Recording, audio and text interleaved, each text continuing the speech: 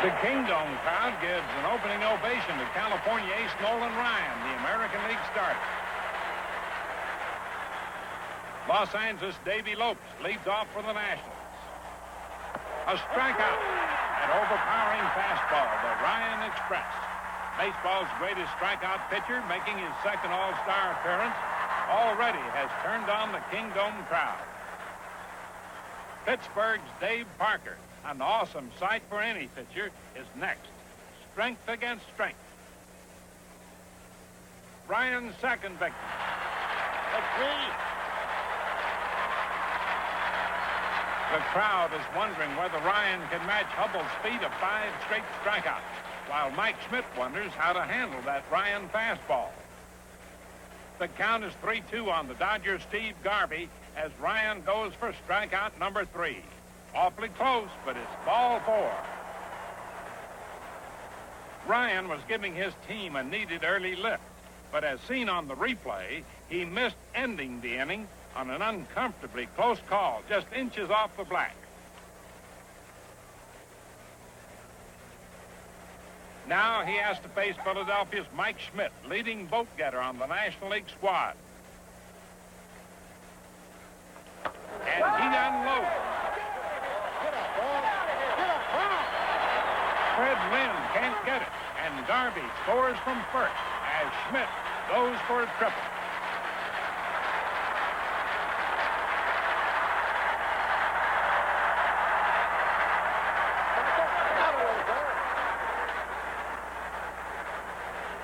The replay shows just how close Lynn actually came to catching that ball. A difficult chance, one that Lynn reached but couldn't hold. George Foster, Cincinnati Red slugger.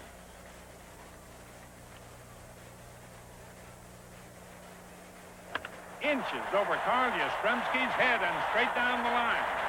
Schmidt scores easily, while going to second base with ease is Foster.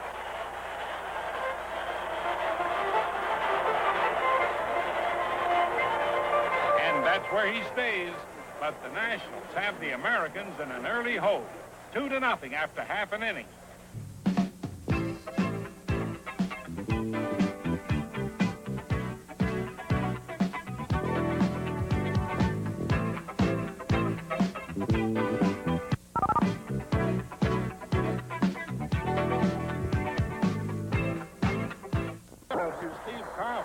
To protect that lead in the bottom of the first.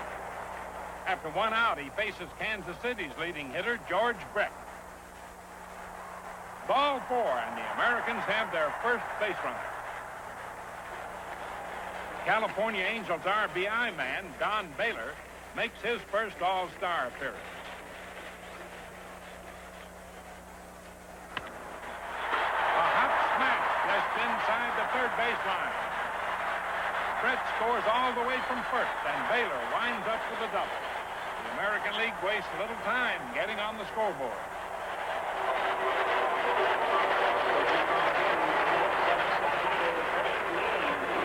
Lynn, having a great year for Boston, wants to keep it going, and so does third base coach Pat Corrales.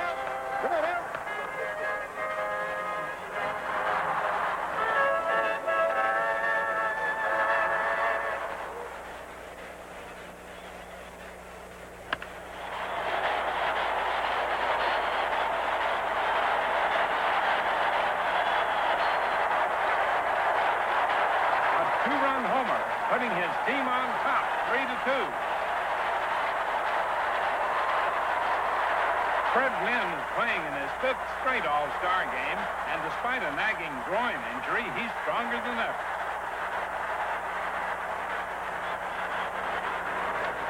Now Ryan works in the top of the second to Philly catcher Bob Boone, replacing the injured Johnny Bench in the starting lineup.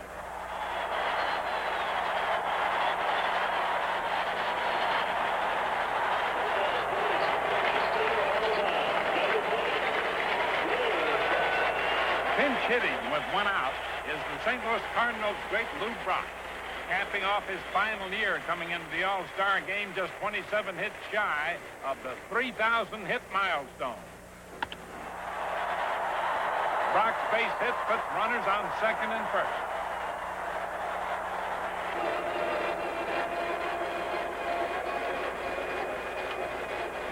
Another look at this Kingdome chop shows why baseball's called a game of inches. 5'11" Carl Yastrzemski wishes he were just a little bit taller. Davy Lopes figures he'll try the same thing. How about that? The bases are loaded on 3, just barely, singles. Only 1 out, and Ryan must face the always dangerous Dave Parker.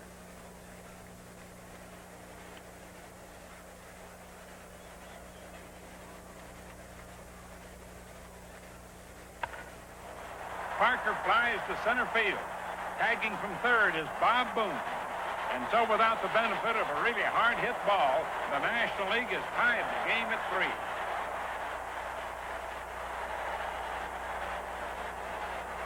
And that's how it stays till the top of the third. Mike Schmidt leads off against Boston's Bob Stanley, one of 5 American League pitchers selected to the All-Star team for the first time.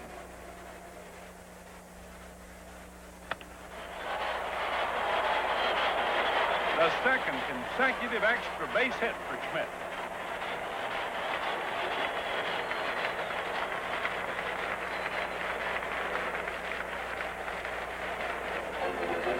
Does the National League have the American League jinx? Well, the chicken's trying to tell Atlanta's Gary Matthews something.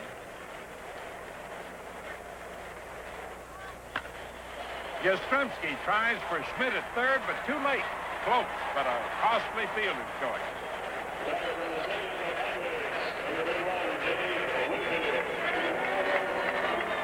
Runners at the corners and powerful Dave Winfield hitting. This time, the American League goes for 2, but Winfield just manages to beat the throw to first. Schmidt scores, and the National League leads 4-3. That's how it stays till the bottom of the third. 2 out, the American League rallying. Baylor on third, Chicago's Chet Lemon on first. Everyone tense.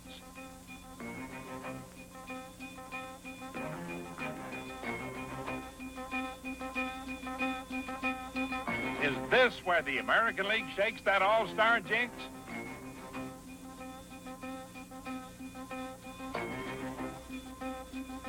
Houston's young Joaquin Andahar on the mound, and he's facing Boston's big Carl Yastrzemski. The stance has changed, but it's still the same old Yaz. A seeing eye single scores Baylor. Things are looking up for the American League. The score, 4-all.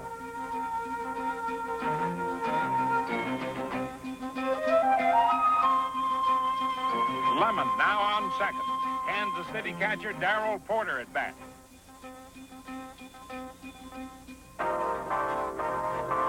An easy play for Schmidt at third, but he throws it away. Lemon scores from second, and fate smiles on the American League as it goes back on top 5-4.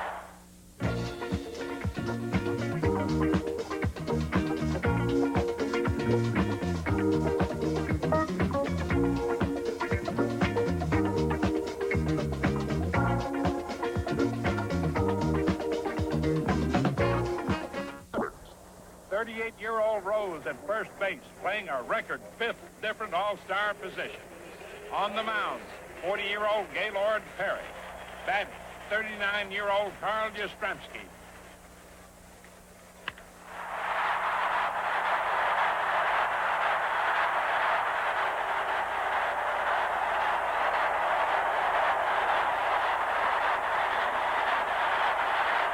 Yaz leads for pinch runner and Boston teammate Rick Burleson, and in honor of this great elder, Kingdome fans offer a standing ovation.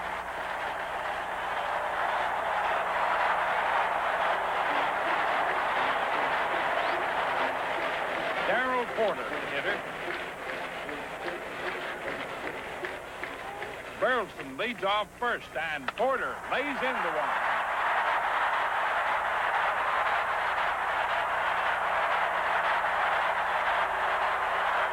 Pat Corrales holds Burleson at third. Porter at second with a double.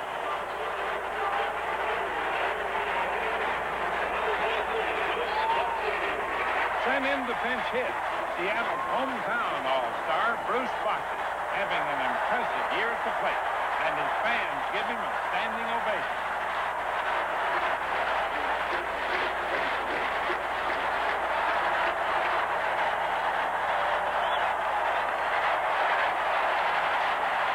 Bochy delivers, driving in the go-ahead run. It's 6-5, American lead. The fan reaction threatens to blow the lid right off the kingdom.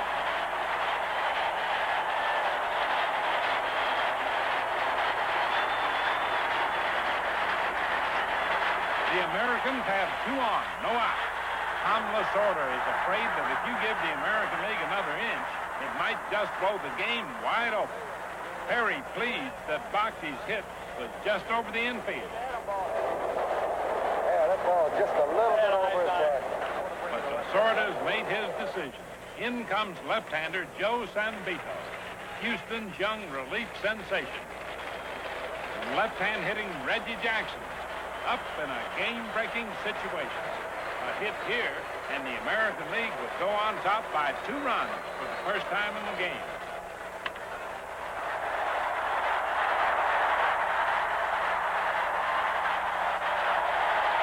Say tags Porter, but the runners advance. Jackson to second, Bochy to third. An intentional pass to Minnesota's Roy Smalley sets up a force at any base.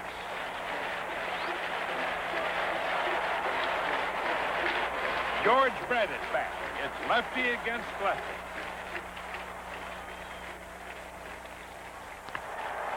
He lifts a short fly. Bochy tags. Winfield cuts across. An off-balance throw, but Bochy stays. Third base coach Corrales decided to hold him. It's uncertain whether Bochy would have scored, but one thing is certain. The National League hex is still on. The replay shows why Winfield's throw was offline. He caught the ball with his back to the plate. Lasorda's aggressive style will not allow him to give the Americans another chance. I'm going to bring in that right-hander. I'm going to have to double switch it, too. Okay. I only got 2 pitchers left. I got no place to put him. Okay? Good job, man. Did a hell of a job, Joey. I want to double switch. I'm going to put Reynolds at shortstop, and he'll hit in the pitcher spot. And I'm bringing in that right-hander who will hit in Boa's spot. Okay. I had my good time, buddy. Did a hell of a job, Joe. We got to keep him from scoring, you know. Yeah. I want Buehler to hit off a right hand. That's all right. Yeah, I understand, yeah. I'm happy you're here. You did a hell of a job, man. You did. I want to strike him out. Yeah. He threw him some nasty pitches, too. He fouled out some sweeties. Look at him, Mike. Come on, Mike. 2 out now. Get it. Come on, you can do it. Let's go. Attaboy, Joe. That right-hander Lasorda brings into pitch is Mike Lacoste of the Cincinnati Reds, facing right-hand hitter Don Baylor.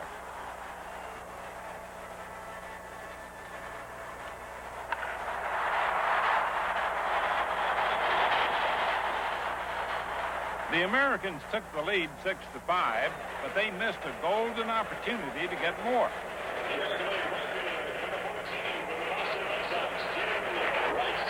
Leading off the bottom of the 7th, Boston slugger Jim Rice looks to add to the lead. The American League gets a break when Dave Parker loses the ball in the Kingdome right.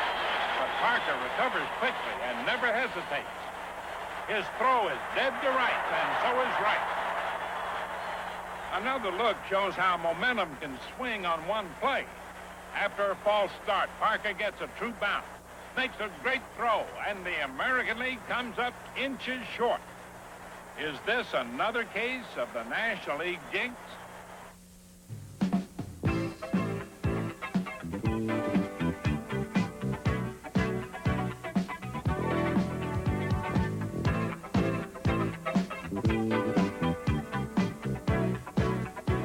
Grove 6-5, American League.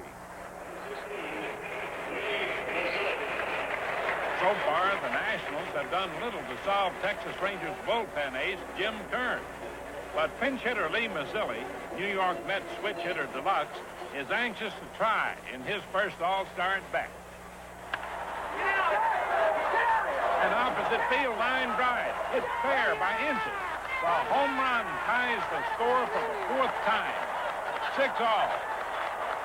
In the game of inches, they count the same. 500 feet or 316 feet. One home run equals one home run. This one has Kern frustrated.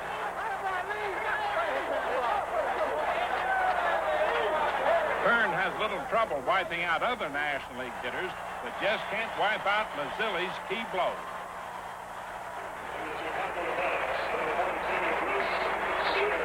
Bottom of the eighth, the Cubs' incomparable Bruce Sutter on the mound, a man who can demoralize any hitter.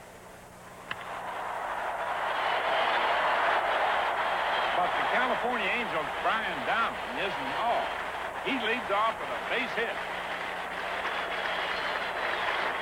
Bruce Bochy is ordered to sacrifice, and he does so.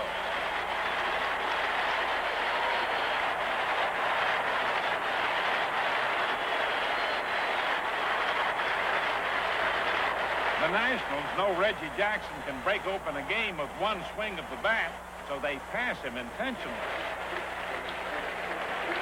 One out later, with a chance to score the go-ahead run, the Yankees' Greg Nettles steps in. Nettles delivers a clutch two-out blow as Downing turns for home.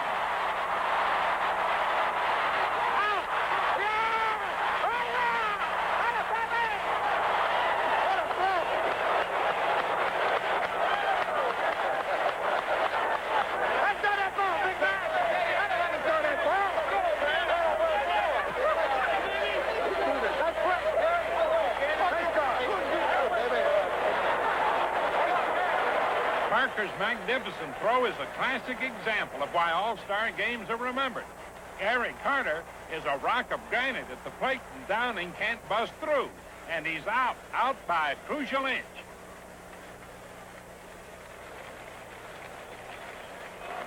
It's the top of the ninth inning. The National League is rallying. It's 6-all, 2 outs. Bob Lemon comes to the mound to replace Kern, who has walked the bases loaded. The Yankees' premier left-hander Ron Guidry is brought in to face Lee Mazzilli, whose clutch homer tied the game in the 8th inning. Bases loaded. The game's on the line.